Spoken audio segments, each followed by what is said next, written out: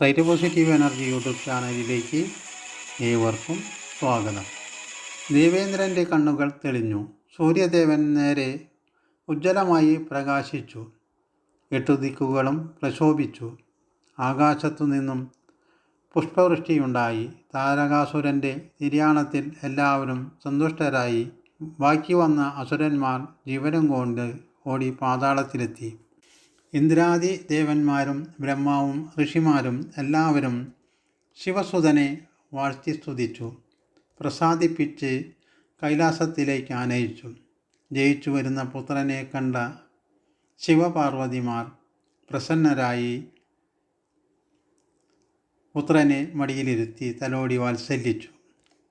അപ്പോൾ ബ്രഹ്മാവ് കാർത്തികേയനെ നോക്കി പറഞ്ഞു, ഉണ്ണി വത്സ, ഈ പാർവതീദേവി ലോകമാതാവായ മഹാദേവിയാണ്.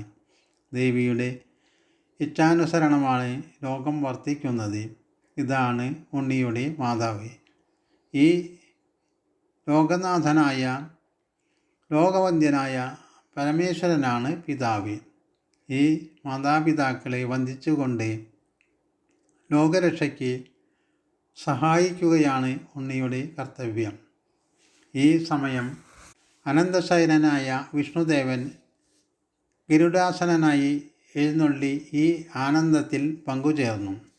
പരാശക്തിയായ മഹാദേവി പാർവതി തൻ്റെ ഉത്സംഗത്തിലിരുത്തി തലോടി തഴുകി കാർത്തികേയനെ വാത്സല്യത്തോടെ പുണർന്ന് സന്തോഷിക്കുന്നത് കണ്ടപ്പോൾ ഒരു മായമിന്നി. അദ്ദേഹത്തിന് തോന്നി, ഈ കുഞ്ഞ് എത്ര ഭാഗ്യവാനാണ്. പരാശക്തിയുടെ സ്നേഹവാത്സല്യം നുകരാനുള്ള ഭാഗ്യം അതിനുണ്ടായല്ലോ. എനിക്കും ഇപ്രകാരം മടിയിലിരുന്ന് പുത്രവാത്സല്യം നുകരാനുള്ള ഭാഗ്യം ഉണ്ടായെങ്കിൽ അല്പകാലത്തേക്കാണെങ്കിലും അധരാമൃതം നുകരാനും ഈ ലോകമാതാവിൻ്റെ മുലപ്പാൽ കുടിക്കാനും ഇടയായാൽ നന്നായിരുന്നു. അതിനുള്ള ഭാഗ്യം തനിക്കുണ്ടോ?